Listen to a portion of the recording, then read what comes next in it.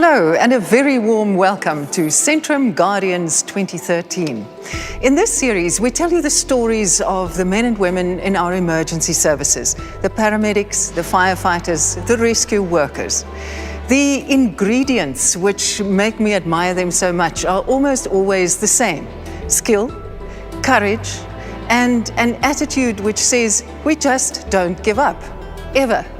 You will see that again in the two stories in this episode. We are looking for the Centrum Guardian of the Year 2013. And we need your help in making that award. Who inspires you to live life at 100%? Vote for that team or that individual. You can do that this year in 4 different ways: by SMS, that's 34020, on the website www.centrumguardian.com, on the Mobi site, www.centrumguardian.mobi, or on Facebook. You can vote 10 times for each finalist on each platform. So if you use all the platforms, you can vote 40 times for each finalist. Make a difference. Start voting today. After the break. I've never seen so much water in my life. People hanging onto trees. And they'd been standing upright for nearly 9 hours. I thought maybe I will be the next victim.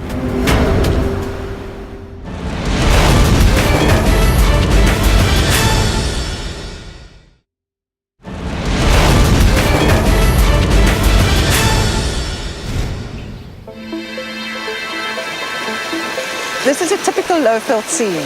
A small stream tumbling over rocks, serene, quite unthreatening.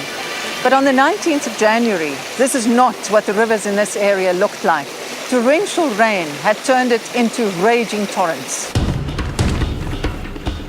Mpumalanga in the rainy season is a time of high alert for emergency personnel in the area. They have learnt to expect the unexpected. The couple got stuck on the low water bridge and their car got washed away. The initial call was only for 2 people that was stuck in a river. The ambulance en route was caught in the raging waters. The ambulance got washed away. Ambulance crew clung to a tree. We told ourselves we'll hold the tree until we get help. They held on to the small thorn tree all night. Then we noticed the red lights and the blue lights. At daybreak, help arrived and found them stranded 40 meters from the bank. Any rescue scene where life is at stake, you have to work as fast as possible, keeping in mind that you have to keep your safety your first priority. They set up an anchor point. We decided to put the zip line in a tree. They throw it and they said that the water will take it to us. We tried several times. Till eventually they caught hold of the rope and rescue workers manned the lifeboat. We thought, okay, at least one guy should be on the boat and assist them. Treacherous wild waters stood between them. The current didn't play along, it was much stronger than we had anticipated. So the boat overturned with me. Everything happened in slow motion. Blink of an eye, was gone. That instant, everybody just stood still, as in what the hell now? I ran as fast as I could downstream, trying to catch up with him. It was tense because we couldn't see him. The moment he washed around that bend, he was gone. The stranded men watched helplessly. I was scared just the water swept him out like that. I thought maybe I will be the next victim. It's just you in the water, and then all those trained skills come back to you, and you must know. And now you must start reading the rivers and look forward what's ahead of you. Because I went through bob wires and razor wires. He applied all his training skills and headed for calmer waters. We call it an eddy, where the water's a bit calmer. Then I went out to the bank of the river. About 10 minutes later, he came out of the bushes, so we were quite relieved to see him come back. As if nothing happened, we went straight back. And we started over again. The crew were determined to reach the stranded men. Just using the sign language to show how we're going to climb that boat. We made that rope shorter We put a life jacket on the boat and we've sent it down again. This time it worked. He clambered onto the lifeboat. Now I'll be okay because I saw my friend is out now. I'll be the next one by now. As they got on the boat, we managed to pull him up, repeated it for the second one. I start to feel that I nearly died, but I'm okay. We got them out, we handed them over to the next guys, and we had to rush for the next scene because there were still two people stranded in a river. They took a detour to avoid flooded roads and were confronted with an impossible scene. When we got there and we saw it, we knew that the only way to get them out alive was to hoist them. From where we were on the bank and where they were, we're talking nearly 100, 200 meters away. And that they ended up in that small little eddy amongst the reeds is a miracle. If they were a meter to either side, they would have been swept away. Hoedspruit Air Base was called in to execute the airlift. Our initial thoughts were we were going to go land, speak to the rescuers, but when we saw the volume of water coming down and where the people were, we could straight away see that I don't think we had time for that. They quickly picked up rescue crew from the riverbank. We knew, okay, now it's only minutes away for us to save them. I think they were in a lot of danger. The current was flowing, it was strong. You could see it was strong. And they'd been standing upright for nearly 9 hours. Just holding on to reeds and bushes. The flight engineer in the back, he operates the hoist, and he gives a constant commentary on what's happening below the aircraft. He's our eyes outside where we can't see. When you're sitting over water, there's nothing that's standing still. Everything's always moving. So he says 2 meters left, 2 meters right. 3, 2, 1, touch it down. So that his job is just to lower the hoist down as close to the people as possible. There's a sweet spot below the helicopter where the wind isn't as bad. And usually the hoist is positioned so that you go down into the sweet spot. It has to happen in seconds. Literally, there's no time to hang around. Dani successfully hoisted the first victim. I got the feeling that now everything should be okay. Donnie went to pick up the second guy. The moment that you are lifted up out of the water, you can see the relief coming over their faces. The minute he came into the chopper, I knew it's over. They are safe. I put the blanket over and the only thing that she said is, thank you, thank you, thank you. As water levels in the area continued to rise, emergency calls came in fast. We had a flyover just to see what the scene looks like. The flooding was reaching calamitous proportions. I've never seen so much water in my life. Houses covered in water, vehicles covered in water, people hanging onto the trees, babies and small children, women. We knew that we have to be very quick. People had been holding on for hours. Many couldn't swim. All you think about really is to stay in a steady hover and not move. The flight engineer in the back, he operates the hoist, and he gives a constant commentary on what's happening below the aircraft. If I must move left, right, and forward, backwards, just to stay overhead the people. You basically focus on the aircraft above you and the people in your arms. One by one, terrified people were hauled to safety. You don't really think about the next rescue, you just do it. You know there's more people to go down to, and you do it. More than 70 people needed to be rescued from rooftops and trees. Some were holed up inside buildings. These rescues held added dangers. We would basically lower them down next to the building. And we try to signal them before you go under a roof that you are going in and you're going to get people there. So he knows, and you have to drag the cable in with you. And that's where we rely a lot on the engineer and his experience. So he will give lots of slack on the cable, enough so that the person can get in and out. Make sure that you know exactly what's happening underneath the helicopter so that you can visualize in your head what you need to do next. Until you hear the flight engineer saying, okay, he's hoisting the rescuer back up. Then you have a small sense of relief, but you know that he has to go down again, so it starts all over.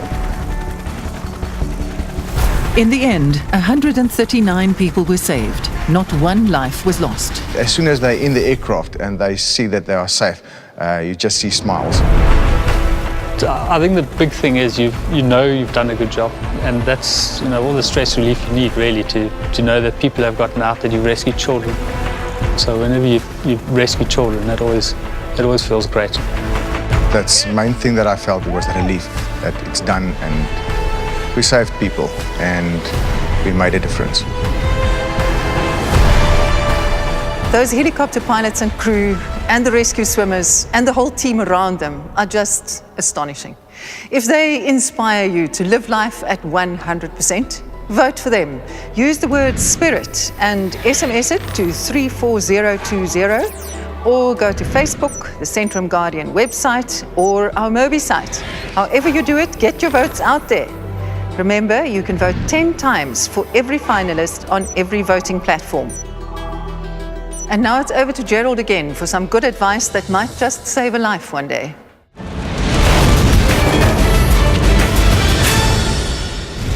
Thank you, Rhoda, and hello, everyone.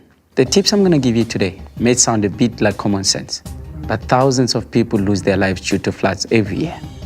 If one lives in an area where floods are common, be on the lookout. Remember that a flood watch tells you that there could be floods, but a flood warning tells you that it is happening or there will be floods, and this is the time for you to take action. If you're caught in a flash flood, call the emergency services, let them know where you are, and try and find a high solid structure. Climb on top of it and secure yourself. Avoid crossing bridges because they get washed away, and you stand a chance of being washed away with them as well. And that's it for today. Remember, stay safe.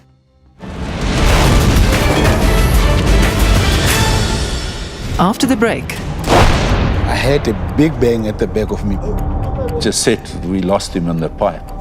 Never heard of something like that.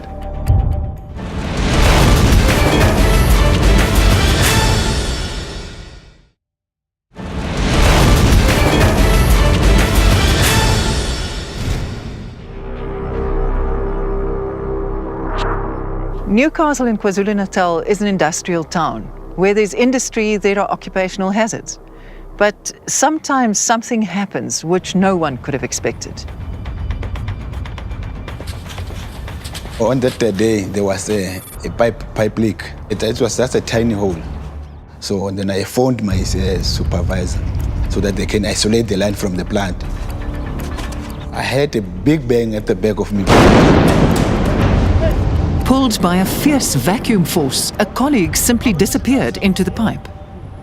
Thomas was swallowed by that pipe. And I started panicking, and then I was so confused. Then I phoned again my supervisor. I told them that what has happened now. We was called on a cell phone telling us that there was an accident. Startling news. A man sucked deep into the pipe. Never heard of something like that. On my way there, I phoned the fire department. You didn't know what to expect. He didn't respond to their calls. There was no way of knowing whether he was dead or alive. We received a call from a Gerard house telling us that they were busy working on a water pipe and the guy was sucked into the water pipe. We rushed into our fire kit and into the rescue vehicle. We went out. We only knew that we had to rush there. On the scene, faint sounds from the depths of the pipe. Then I heard the voice of Thomas calling my name. He was calling my name, Hezron, Hezron, where am I, where are you? Then my supervisor arrived. They assured the man that help was on the way. And I said, no, relax, don't panic, we're trying to rescue you. The rescue team sped towards a scene unlike any they had ever encountered before. Just to see the rescue truck arriving there was like a lot of our shoulders already, because we weren't capable of rescuing her on our own. The scene was chaotic and tension was palpable. They said, I want somebody there, we have to rescue somebody. They had no guidelines or rule books for how to approach this rescue. Because how to rescue, we know we got our tool like this. jaws of life, we know will help.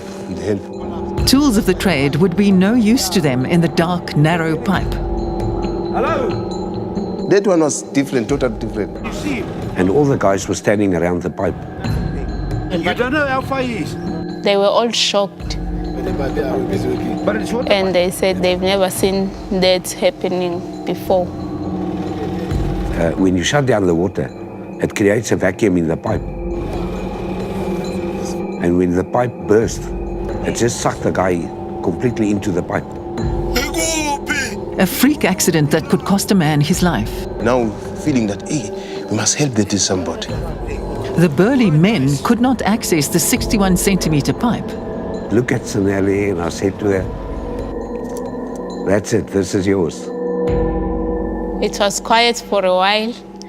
Thereafter, I volunteered to go in there. That man was calling for help. And the firefighters are here to save lives. The plan was for Zanelli to strip her bulky fire suit, rope up, and go into the tunnel after the trapped man. At Newcastle, we haven't got the equipment to do that confined space rescue. So we must work with the equipment we got with us. I was nervous, I can't lie. The only thing that gave me strength is that particular somebody was still alive. Zanelli inched her way through the opening. Thomas? But then when I got there, it wasn't the same as I was outside.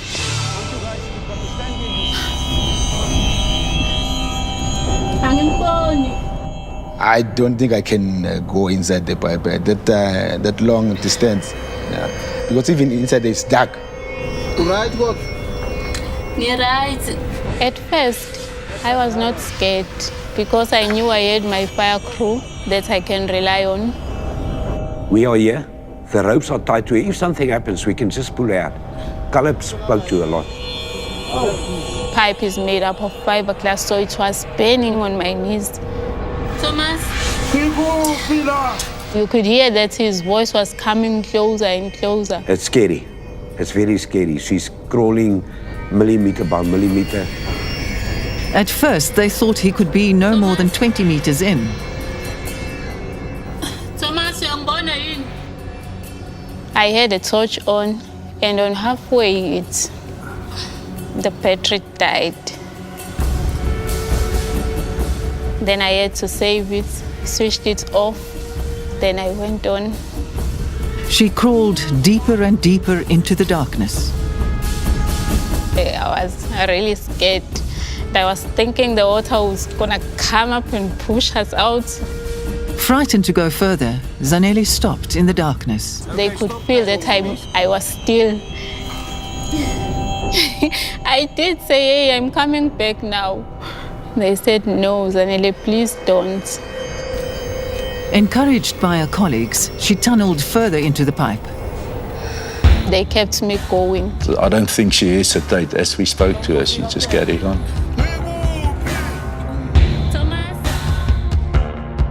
She was now more than 50 meters into the fiberglass tunnel. There was no going back. Take our longest rope, we thought, it's short now. Let's not say the rope is finished because the lady will come back. She will come back. They used the winch to extend her lifeline. Zanelli was unaware of the possible danger. And she was just crawling. And the further she gone up, the more scary I got. Yes, I'm right, okay. Go. It's not like as we expect that it might be 10 meters away from us. Close on 100 meters in, the length of a rugby field, Zanelli finally found the man. So at least we are relieved that now she can see Thomas. Thomas? Then I saw that he was badly hurt. He was still shocked, but he was trying his best to talk to me. He told me how happy he was that I came to save him. Then he asked me, where am I from? I told him that I'm from the fire and rescue team in Newcastle. Zanele hooked him up to the rope. I had to put it on the roof of the pipe so that I could get it around him. She gave the waiting crew a sign to pull. After every 10, 12 meters, there's a joint in the pipe, and we had to stop and make sure that she could get the guy sliding over the joint. We told him that slowly by slowly. And sometimes you should tell me that we must stop now and rest a bit. Hey, for me, it was like the whole day. I was in the dark for a long time. Zanele was in the pipe with the seriously injured victim for almost 2 hours. She was exhausted. She was just exhausted. I'm comparing the space inside the pipe, the weight of Thomas Machining, the weight of Zanele Mzidi. But no, it's impossible. Even if you can just look at that thing, you will tell me that no, this thing we're talking about is like we're lying. But it happened. I was happy because I knew that I have saved some life, just like the fireman's prayer says. I never realized that a woman can do that job. Zanele is a hero. She is a hero. Could you do that? I certainly couldn't. Makes me shiver just to think about it. Is Zanele worthy of the title Centrum Guardian of the Year 2013? You can vote for her now. Use the word bold and choose any of the 4 possibilities: SMS, the website, the Mobi site, or Facebook. So, who do you think is going to be the Centrum Guardian of the Year 2013? Help us make that decision. Vote now. Proceeds from the SMS votes will go to the base station of the team or individual that you vote for. You can find all this information and much more on the website. That's www.centrumguardian.com. That's it from us for today. Please join us again next week, same place, same time. Have a good week. Goodbye. Thank you.